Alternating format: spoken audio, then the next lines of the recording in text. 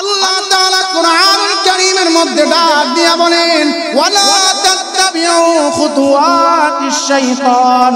হে বন্ধুরা, শয়তান হলো তোমার প্রকাশ্য শত্রু, শয়তান হলো তোমার দুশমন। তার আতাত করো না, তাকে ভালোবাসো না, তাকে অনুসরণ করো না। যদি তুমি তাকে অনুসরণ করো তাহলে তোমার আমল বরবাদ হয়ে যাবে। এই জন্য আমাদের চিন্তা করার বিষয়, শয়তান নেক সুরতে কিভাবে ধোঁকা দেয়। এই জন্য বন্ধুরে আমার, নেক সুরতে যেন শয়তান আমাদেরকে ধোঁকা দিতে না পারে।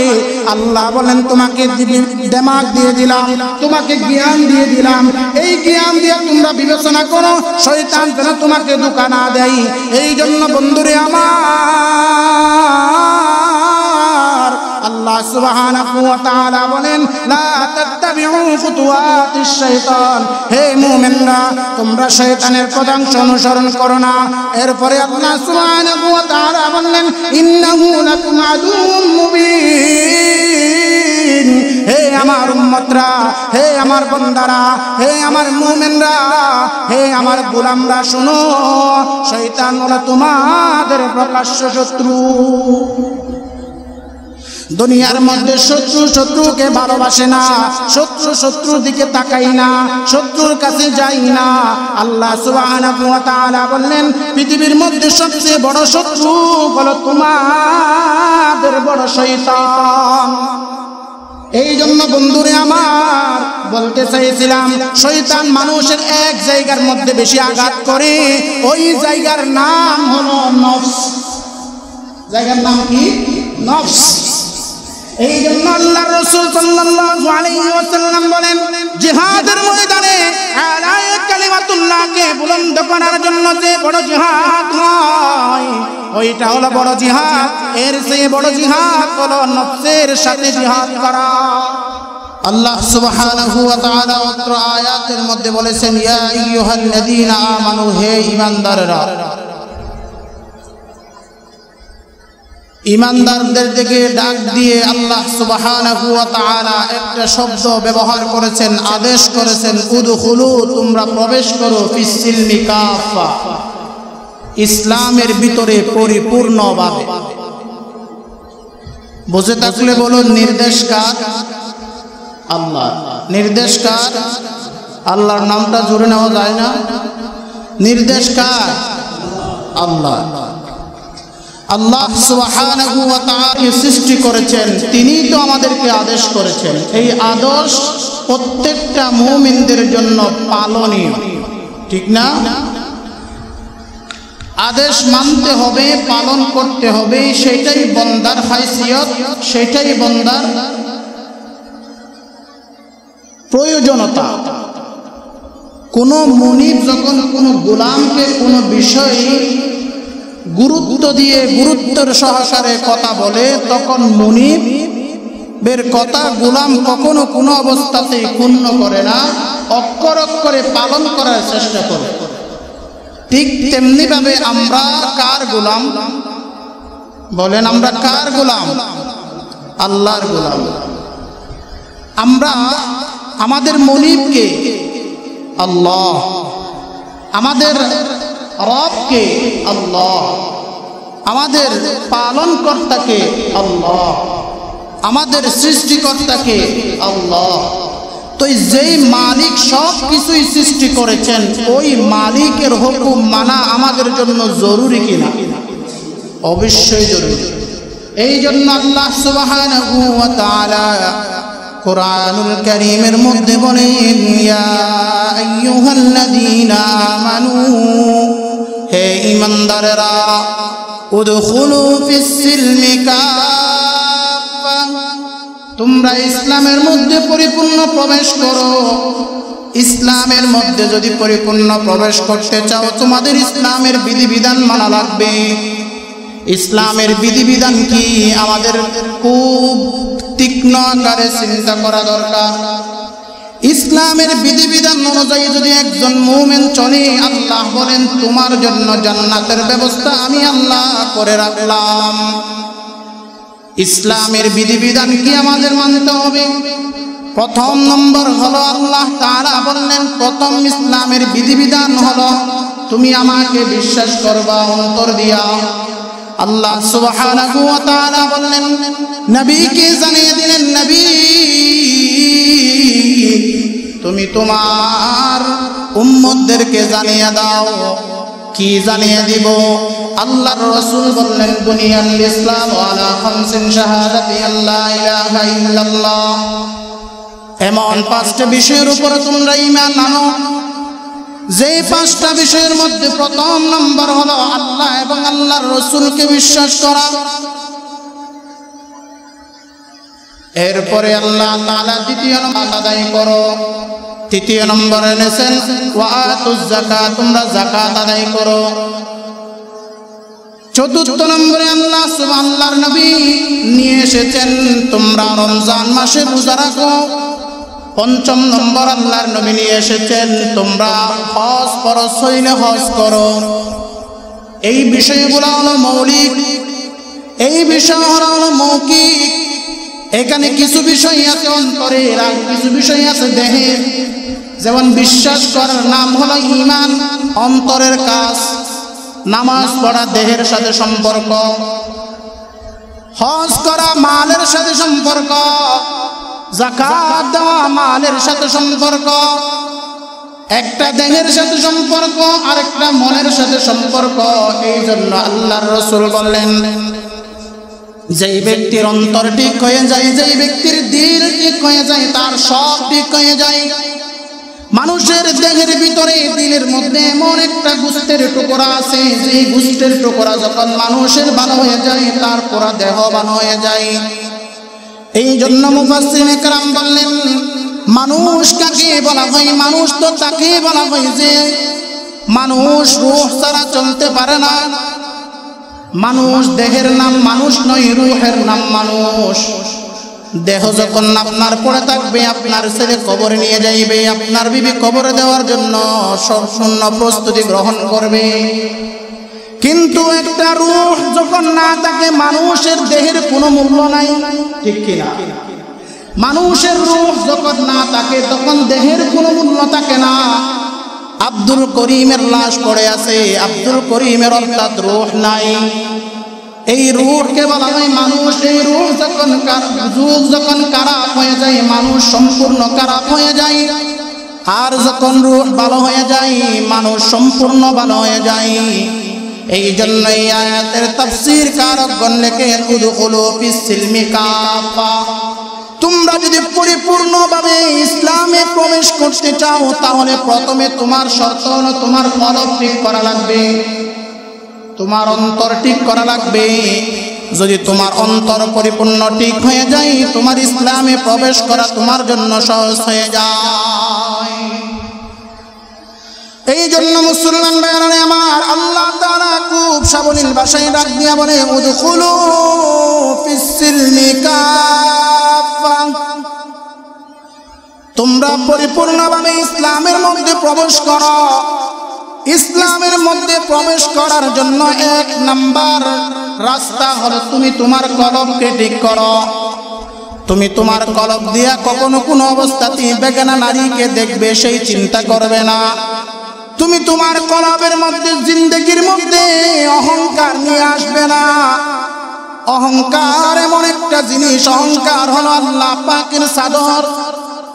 আল্লাহ পাক বলেন, যে ব্যক্তি আমার চাদর নিয়ে টানাটানি করবে, দুনিয়ার মধ্যেও লাঞ্ছিত করব, আখিরাতের জমিনেও লাঞ্ছিত করি।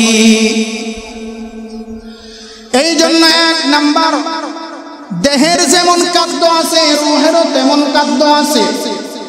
আপনি যখন খাইবেন, খাওয়া দাওয়া, ভাত, পানাহার, মাছ, তরকারি সব কিছু কিন্তু দেহের খাদ্য, ঠিক কিনা? ঠিক তেমনি ভাবে রূহ নামক যে জিনিসটা আছে, ওই জিনিসেরও একটা খাদ্য আছে। এই খাদ্য যদি আপনি রূহকে না দেন, আপনার রূহ মারা যাবে। জনাব রাসূল আকরাম সাল্লাল্লাহু আলাইহি ওয়াসাল্লাম বলেছেন, যখন মানুষ দুনিয়ার জমিনে কোনো গুনাহ করে, তার রূহের মধ্যে একটা কালো দাগ পড়ে যায়। যখন মানুষ 2টা গুনাহ করে, তখন তার রূহের মধ্যে 2টা কালো দাগ পড়ে যায়। যখন মানুষ 3টা গুনাহ করে, তখন অন্তরের মধ্যে 3টা দাগ পড়ে যায়। যখন মানুষ 10টা গুনাহ করে অন্তরের মধ্যে 10টা দাগ পড়ে যায়, রূহের মধ্যে 10টা দাগ পড়ে যায়। মানুষ গুনাহ করতে করতে করতে করতে এমন সময় আসে তার পরিপূর্ণ রূহটা কালো হয়ে যায়। যখন পরিপূর্ণ রূহ কালো হয়ে যায় মানুষ তখন অন্যায় কাজ করতে দ্বিধাবোধ করে না। তখন মানুষের জেনা করতে ভালো লাগবে। যারা জেনাকারী জালেম তার মনে করবেন তাদের রূহ অন্ধকার, রূহের মধ্যে নূর নাই, আলো নাই। গুনাহ করতে করতে তার রূহ সে নিজেই মেরে ফেলছে।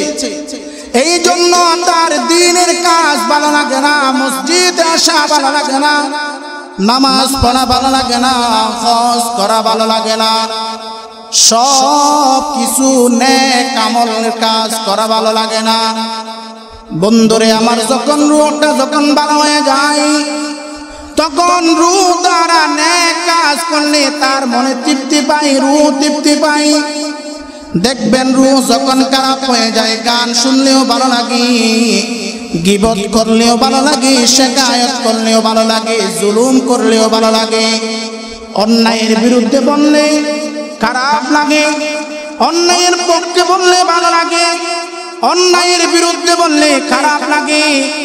আর তার যখন রূহটা যখন ভালো হয়ে যায় নামাজ পড়লে তার ভালো লাগে, নেক কাজ করলে তার ভালো লাগে, দান করলে তার ভালো লাগে, মসজিদে আসলে তার ভালো লাগে, মাদ্রাসায় গেলে তার ভালো লাগে, উলামায়ে কেরামের সাথে সুসম্পর্ক রাখলে তার ভালো লাগে।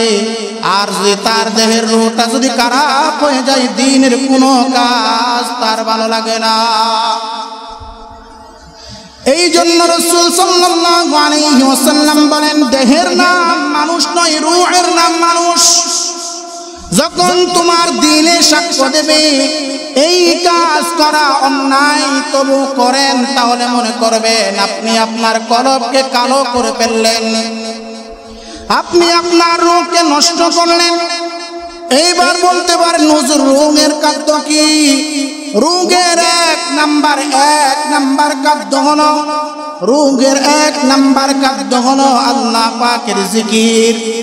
যে যত বেশি জিকির করবে আল্লাহ বলেন তার কলব তত বেশি পরিষ্কার হয়। সুবহানাল্লাহ।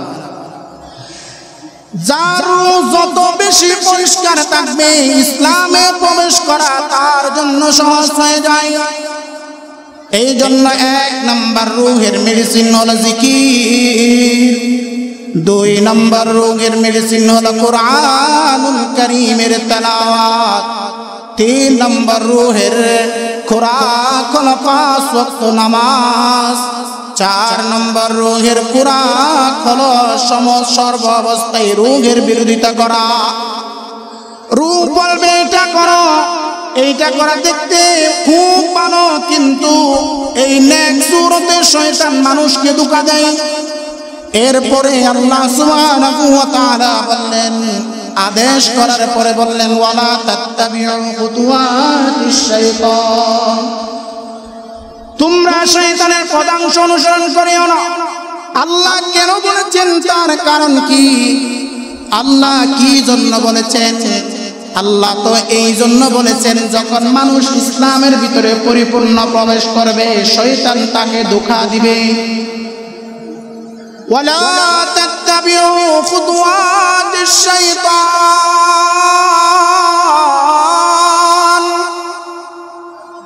হে বন্ধু, হে আমার ইমানদাররা, তোমরা ইসলামে প্রবেশ করেছো, প্রবেশ করার পরে আমি আল্লাহ জানি তোমাদেরকে শয়তানে ধোঁকা দিতে পারে, এই জন্য তোমরা শয়তানের পদাংশ অনুসরণ করিও না। প্রিয় বন্ধুরে আমার, শয়তান নেক সুরতে মানুষকে ধোঁকা দেয়, শয়তান নেক সুরতে মানুষকে ধোঁকা দেয়। বলেন, শয়তান নেক সুরতে মানুষকে ধোঁকা দেয়। এই কাজটা অনেক নেকের কাজ। আপনি দেখবেন শয়তান এমন ভাবে পরিচালনা কইরা শয়তান তোমাকে নেক সুরতে ধোঁকা দিয়া শয়তান তোমাকে গুমরাহ করে দেয়। এই জন্য ভাই দুস্থ বুজুর্গ, ওয়ালা তাত্তাবিউ খুতুওয়াতিশ শাইতান, তোমরা শয়তানের পদাংশ অনুসরণ করিও না। আল্লাহ একটু ভয় করে আমার বান্দা ইসলামে প্রবেশ করবে আর শয়তান ধোঁকা দিবে, সেই জন্য আমি আমার বান্দাকে জানিয়ে দিই, ওয়ালা তাত্তাবিউ খুতুওয়াতিশ শাইতান, তোমরা শয়তানের পদাংশ অনুসরণ করিও না। সুবহানাল্লাহ বলেন না।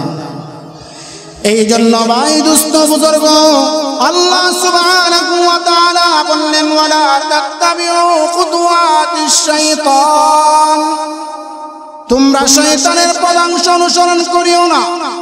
এইবার বলতে পারেন হুজুর শয়তানের পথগুলো কি, আমাদেরকে একটু দেখায়া দেন। নাম্বার 1, শয়তানের পথ হলো, শয়তান মানুষকে 1 নাম্বার একটা রুটের মধ্যে বেশি ধোঁকা দেয়, সেইটা হলো অহংকার, অহংকার গরিমা। কি ভাই? অহংকার গরিমা। অহংকার এটা হলো রূহের রূপ। দেহের যেমন রোগ আছে, দেহের মধ্যে গায়ে যখন জ্বর হয় ডাক্তার দেখা করা দরকার কিনা, আর দেহের ভিতরে যখন ক্যান্সার হয় ডাক্তার দেখা করা দরকার কিনা। এই জন্য মুসলমান ভাইরা আমার, ঠিক তেমনি ভাবে দেহের রোগ আছে। দেহের 1 নাম্বার রোগের নাম হলো ক্যান্সার, 2 নাম্বার রোগের নাম হলো জ্বর, প্যারালাইসিস। যত দেহের যত রোগ আছে সব কিছু দেহের রোগ। আল্লাহ সুবহানাহু ওয়া তাআলা বললেন, রূহের কিছু রোগ আছে, রূহের 1 নাম্বার রোগ হলো অহংকার, 1 নাম্বার রোগ হলো তাকাব্বুরি। আমি এইটা করব, আমি সেইটা করব, আমি এইটা করেছি, আমি ওইটা করেছি। এই অহংকার, আমি সমাজের অমুক, আমি সমাজের তমুক, আমি এই হয়ে গেছি। এই হলো শয়তানের ধোঁকা, নেক সুরতে শয়তানের ধোঁকা। একজন ব্যক্তি মসজিদের মধ্যে আমল করে আরেকজনের ঠাট্টা করে, নেক সুরতে ধোঁকা। সে মনে করতেছে সে আমল করতেছে আর তার বিরুদ্ধে ঠাট্টা করতেছে, নেক সুরতে শয়তানের ধোঁকা। আল্লাহ পাকের একবার জিকির করে সে বলে বড় জিকিরওয়ালা হয়ে গেছে, নেক সুরতে শয়তানের ধোঁকা। মনে লাগতেছে এটা বড় নেক কাজ, কিন্তু এই কাজের মধ্যে শয়তান কেমনে ধোঁকা দেয় একটা ঘটনা বললে খুব ভালোভাবে বুঝবেন। বনি ইসরাইলের একটা ঘটনা। বনি ইসরাইলের মধ্যে একজন আবেদ ছিল। কি? একজন আবেদ ছিল, বুজুর্গ, বড় বড় বুজুর্গ। বনি ইসরাইলের সবচেয়ে বড় বুজুর্গ। বনি ইসরাইলের এই বুজুর্গ একদিন এক রাস্তা দিয়ে আনে। খুব গভীরভাবে খেয়াল করবে যে শয়তান নেক সুরতে মানুষকে কিভাবে ধোঁকা দেয়, আর অর্থ মানুষকে কিভাবে আল্লাহ পাকের দ্বীন থেকে সরায় দেয়। ওলিদের লিস্ট থেকে অর্থ কিভাবে নামটা কাটায় নেয়, খেয়াল করবে। বনি ইসরাইলের প্রত্যেকটা ঘটনা উম্মতে মুহাম্মদের জন্য শিক্ষা। এই ঘটনাগুলো আল্লাহ কুরআনুল কারীমের মধ্যে নিয়ে এসেছেন। এই আবেদ পথ দিয়ে হাঁটতেছে, হঠাৎ করে দেখে এক বড় গাছ। এই গাছের পূজা করতেছে। আবেদ মনে মনে বলল, এই গাছের পূজা যেহেতু করতেছে, এই গাছটা আমি কেটে ফেলবো। আবেদ রাগ করে রাগান্বিত হইয়া ঘরের মধ্যে চলে গেলেন। ঘর থেকে একটা কুড়াল কাঁধের মধ্যে নিয়া আবেদ চলতে লাগলেন, এই গাছটা কেটে ফেলবো। প্রতিমধ্যে শয়তান উপস্থিত। শয়তান আবেদকে বলে, আবেদ মানুষ রূপে উপস্থিত। শয়তান আবেদকে বলে, আবেদ কই যাচ্ছ? তখন আবেদ বলে, অমুক জায়গায় একটা গাছ দেখেছি, গাছের পূজা মানুষে করে, অথচ মানুষকে আল্লাহ বানিয়েছেন তার পূজা করার জন্য, তার কাছে সিজদা করার জন্য। এখন দেখি মানুষ গাছের পূজা করে, বাঁশের পূজা করে, সুতরাং ওই গাছটা কাটার জন্য আমি যাচ্ছি। শয়তান বাধা দিল, থামো, আপনি যাইতে পারবেন না। শয়তানের সাথে তর্ক বিতর্ক হইল। তর্ক বিতর্ক হওয়ার পর শয়তান এক দিক দিয়া বলে দিল, হে আবেদ, তুমি যদি ওই গাছটা না কাটো তাহলে তোমাকে প্রত্যেক দিন 2 দিরহাম করে দেওয়া হবে। এইবার আবেদ একটু ঘাটকা খাইল। এই জন্য কেন? আবেদ ছিল আলেম নয়। আমাদের সমাজে কিছু মানুষ আছে ইবাদত করতে করতে একটা অবস্থানের মধ্যে চলে যায়, আবেদ হয়ে যায়, আল্লাহর ওলিদের লিস্টের মধ্যে তাদের নামটা উঠে যায়। যদি আলেম না কই শয়তান তাকে ধোঁকা দেওয়া খুব সহজ। এই শয়তান ধোঁকা দিবে। আবেদকে বলল, হে আবেদ, তুমি যদি ওই গাছটা না কাটো তাহলে তোমাকে প্রতিদিন 2 দিরহাম করে দেওয়া হবে। কয় দিরহাম? 2 দিরহাম। তখন 2 দিরহামের দাম অনেক বেশি। 2 দিরহাম দেব। এইবার আবেদ শয়তানের প্ররোচনার মধ্যে লিপ্ত হয়ে গেল। শয়তানকে বলল, তাই নাকি? শয়তান আরো সুন্দর করে বলল, হে আবেদ, তোমাকে যদি প্রতিদিন 2 দিরহাম করে দেই তাহলে এই দিরহাম নিয়ে তুমি দান করতে পারবে। সুন্দর চাল। প্রতিদিন যদি তোমাকে 2 দিরহাম করে দিই তুমি দান করতে পারবা। প্রতিদিন 2 দিরহাম করে যদি তোমাকে দিই তুমি প্রতিদিন তোমার আশপাশের বন্ধু বান্ধবকে দান করতে পারবা। প্রতিদিন 2 দিরহাম করে দিলে তোমার চলার জন্য সহজ হয়ে যাবে, তোমার পথ সুন্দর হয়ে যাবে। প্রতিদিন 2 দিরহাম করে যদি দেই তাহলে তুমি এই টাকা দিয়া মসজিদ মাদ্রাসা করতে পারবে, এই টাকা দ্বীনের কাজের মধ্যে খরচ করতে পারবে। কি সুন্দর চাল। শয়তান এইবার আবেদের এই কথা পাইয়া আবেদ তো বললেন, আবেদের তো ইলম নাই। আবেদ এইবার নিজেকে নিজে বলতে লাগলেন, ঠিক আছে, তো আপনার কথাই তো ঠিক। 2 দিরহাম করে যদি আমি পাই তাহলে এই 2 দিরহাম নিয়ে আমি মানুষকে দান করতে পারবো, দ্বীনের জন্য খরচ করতে পারবো। শয়তানকে এবার বলে, হে শয়তান, এবার বলে, ভাই আপনি 2 দিরহাম করে আমাকে দিবেন, এই দিরহামগুলো আমি কই পাবো? এইবার শয়তান জানিয়ে দিলেন, হযরত, আপনি প্রতিদিন আপনার বালিশের নিচে 2 দিরহাম করে পাইবেন। এই 2 দিরহাম করে আপনি 2 দিরহাম নিয়ে আপনি দ্বীনের কাজে সহযোগিতা করবেন। এই 2 দিরহাম নিয়ে দ্বীনের কাজে আপনি টাকা পয়সা ব্যয় করবেন। শয়তান এই চালটা খুব আবেদের খুব পছন্দ হইল। এইবার আবেদ চলে গেলেন তার বাড়ির মধ্যে। আবেদ রাত্রে ঘুমাই, সকালবেলা উঠে দেখে ঠিক 2 দিরহাম পাওয়া গেছে। এই 2 দিরহাম নিল। 1 দিন পাইল, 2 দিন পাইল, 3 দিন পাইল। শয়তান এই টাকাগুলা দিয়া আবেদকে কম্প্রোমাইজ করলো, আবেদকে আয়াতের ভিতরে নিয়ে আসলো। এইবার আবেদ 3 দিন 4 দিন পাইল। হঠাৎ করে দেখে একদিন বালিশের নিচে দিরহাম নাই। একদিন বালিশের নিচে কি নাই? দিরহাম নাই। শয়তান দিরহাম দেই নাই। হঠাৎ আবেদ উঠল ঘুম থেকে, দেখে দিরহাম নাই। আবার রাগ করে কুড়াল মাথার হাতা কাঁধের মধ্যে নিয়ে আবারও চলে গেলেন ওই গাছটা কাটার জন্য। আরে আমার সাথে তো ওয়াদা হয়েছে প্রতিদিন 2 দিরহাম করে দেবে, আজকে দেখি 2 দিরহাম নাই।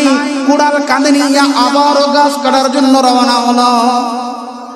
প্রতিমধ্যে আবার শয়তানের সাক্ষাৎ। শয়তান বলল, না, আমি তোমাকে এই গাছ কাটতে দেব না। শয়তান জিজ্ঞাসা করে, কোথায় যাও? বলে, ওই গাছ কাটতে যাই, আমি কাটতে দেব না।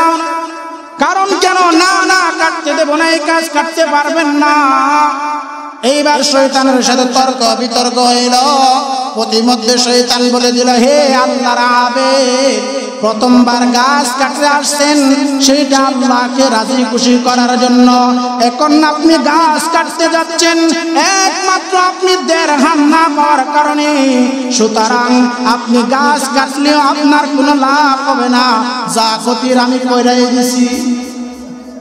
যদি আপনি প্রথমবার কাটতেন তাহলে আল্লাহকে রাজি খুশি করার উদ্দেশ্য হইতো। আর এখন আপনি কাটতে যাচ্ছেন 2 দিরহামের কারণে। শয়তানের কেমন প্ররোচনা! এইবার শয়তানের এই কথা বলার সাথে সাথে আবেদকে বলল, হে আবেদ, 1 কদম সামনে অগ্রসর হইতে পারবে না।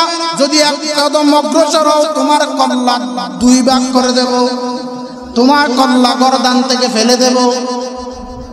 এইবার আবেদ শয়তানের জালে আবদ্ধ হয়ে গেল, কিছুই করতে পারলেন না, ঘরের মধ্যে চলে গেলেন। ভাই এই কথাটা বুঝাইতে চাইলাম, শয়তান নেক সুরতে আবেদকে ধোঁকা দিল, গাছও কাটতে পারলো না। আর শয়তান নেক সুরতে আবেদকে ধোঁকা দিল, শয়তানের সাথে আবেদ টিকে নাই। সেই জন্য বন্ধুরে আমার, শয়তান এমন ভাবে ধোঁকা দেয় যে মানুষ মনে করে সেইটা ভালো, আসলে তার ভিতরে কিন্তু খারাপ আছে। এই জন্য শয়তানের পদাংশ অনুসরণ করা যাবে না। আল্লাহ তাআলা কোরআনুল কারীমের মধ্যে ডাক দিয়া বলেন, ওয়ালা তাত্তাবিউ খুতুওয়াতিশ শাইতান। হে বন্ধুরা, শয়তান হলো তোমার প্রকাশ্য শত্রু, শয়তান হলো তোমার দুশমন। তার আতাত করো না, তার ভালো তাকে ভালোবাসো না, তাকে অনুসরণ করো না। যদি তুমি তাকে অনুসরণ করো তাহলে তোমার আমল বরবাদ হয়ে যাইবে।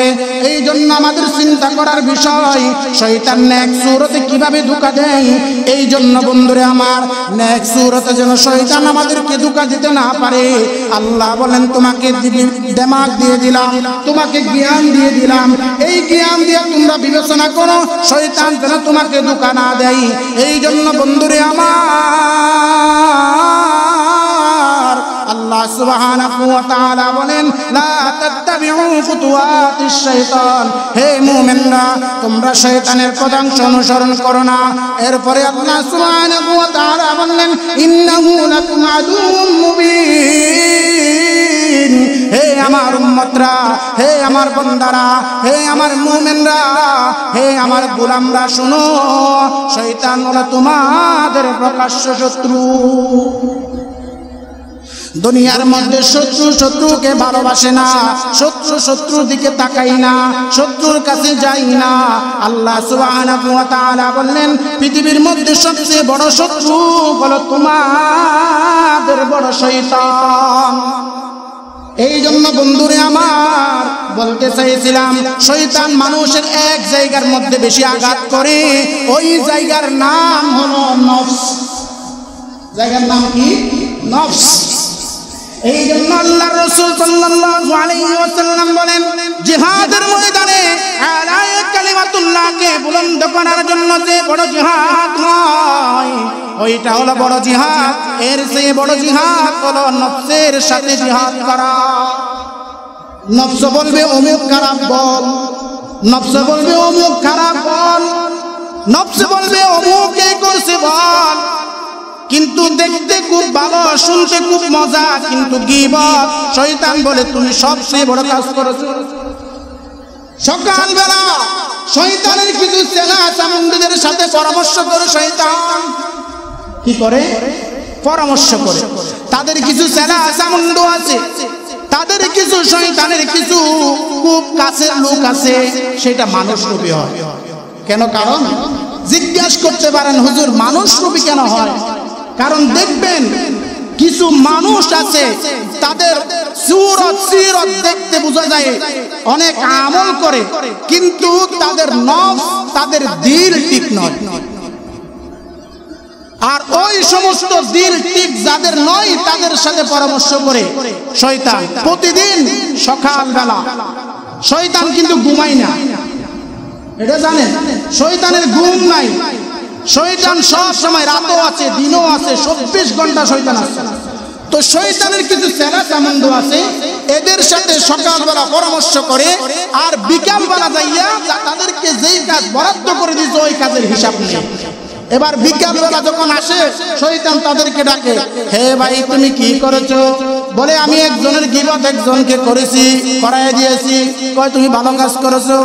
আরেকজন বলে আমি সন্তান যখন স্কুলে যাই, সন্তান যখন মাদ্রাসা যায়, তারে বারণ করেছি, মাদ্রাসা যাইতে দেই নাই। কয় তুমি বড় ভালো কাজ করেছো। আবার আরেক শয়তান বলে, হুজুর জাহাবানা, আমি তো এমন বড় কাজ করেছি, একজনের পিছনে আরেকজনকে লাগাই দিছি, এখন থেকে দুইজন ঝগড়া বাঁধছে। শয়তান বলে তুমি আরো বড় ভালো কাজ করেছো। এরপরে শয়তান আরেকজনকে জিজ্ঞাসা করে, তুমি কি করেছো? কয় আমি একজন আরেকজনের সাথে লাগাইয়া দিয়েছি। কয় তুমি বড় ভালো কাজ করেছো। শয়তান আবার আরেকটা বলে, কি বলে তুমি কি কাজ করেছো, তুমি কি কাজ করেছো, আরেকজনকে বলে। তো আমি এক মহিলার সাথে আরেক মহিলাকে লাগাই দিয়েছি, এক মহিলার সাথে আরেক মহিলাকে লাগাই দিয়েছি। এবার শয়তান বলে, কি বলে শয়তান, আরেকজনকে ডেকে বলে তুমি কি করেছো, কয় আমি এক বেড়ার ঘর ভেঙে দিচ্ছি। নাউজুবিল্লাহ বলে। এইবার আরেকজনকে বলে শয়তান তুমি কি কাজ করেছো, শয়তান এইবার জবাব দেয়, শয়তান এইবার জবাব দেয় আমি অমুককে তালাক খাওয়াইছি। নাউজুবিল্লাহ বলে। নাউজুবিল্লাহ। শয়তান রহমতের ফেরেশতা আল্লাহ সুবহানাহু ওয়া তাআলা ফজরের নামাজের সময় যেমন নামাজ পড়ে, শয়তান ও শয়তানের গোষ্ঠীকে ফজরের সময় জমিনের মধ্যে ছড়াইয়া দেন। শয়তান মানুষের নফসের মধ্যে আঘাত করে, শয়তান কখনো কোনো অবস্থাতে মানুষের ব্যক্তিত্বের মধ্যে আঘাত করে না। আর যখন মানুষের নফস যখন বিগড়ে যায়, শয়তান কামিয়াব হয়ে যায়, আর রহমতের ফেরেশতারা মুখে হাত দিয়ে চলে যায়। এই জন্য ভাই দোস্ত বুজুর্গ, আল্লাহর রাসূল বললেন যারা ফজরের নামাজে আসবে তারা রহমতের ফেরেশতা নিয়ে মসজিদ থেকে ঘরের মধ্যে যায়, আর যারা ফজরের নামাজে আসবে না, আর যারা ফজরের নামাজ পড়বে না, তাদের সাথে শয়তানের বন্ধুদের লিয়াজু পড়ে যায়। এই জন্য ভাই দোস্ত বুজুর্গ, আল্লাহ বলেন ইন্নাহু লাকুম আদুউম মুবিন, নিশ্চয় শয়তান মুমিনদের বড় শত্রু। শত্রুর সাথে কি আপোষ করা যাবে? বলেন আপোষ করা যাবে? শত্রুর সাথে কখনো আপোষ করা যাবে না। আল্লাহ সুবহানাহু ওয়া তাআলা সকলকে নফস শয়তান থেকে বাঁচার তৌফিক দান করুন। তাহলে বুঝে থাকলে বলুন, নফসের এক নাম্বার রূপ হলো কি? অহংকার। এক নম্বর রূপ কি? অহংকার, গরিমা। দুই নম্বর রূপ কি? হিংসা। দুই নম্বর রূপ কি? হিংসা, বিদ্বেষ। তিন নম্বর রূপ হলো চুগলখড়ি। এই রূপগুলাকে আমরা নির্ণয় করব, এই রোগে রোগান্বিত হব না, ঠিক না ইনশাআল্লাহ? যারা এই রোগে রোগান্বিত হবে না তারাই হবে জান্নাতি। সুবহানাল্লাহ। আল্লাহ সবাইকে বোঝার তৌফিক দান করো, আল্লাহ সবাইকে মানার তৌফিক দান করো, আল্লাহ সবাইকে এই আয়াত অনুযায়ী আমল করার তৌফিক দান করো। ওয়া আখির দাওয়ানা আলহামদুলিল্লাহি রাব্বিল আলামিন। যারা সাদাকাত সুন্নাত পড়ে নাই, সাদাকাত সুন্নাত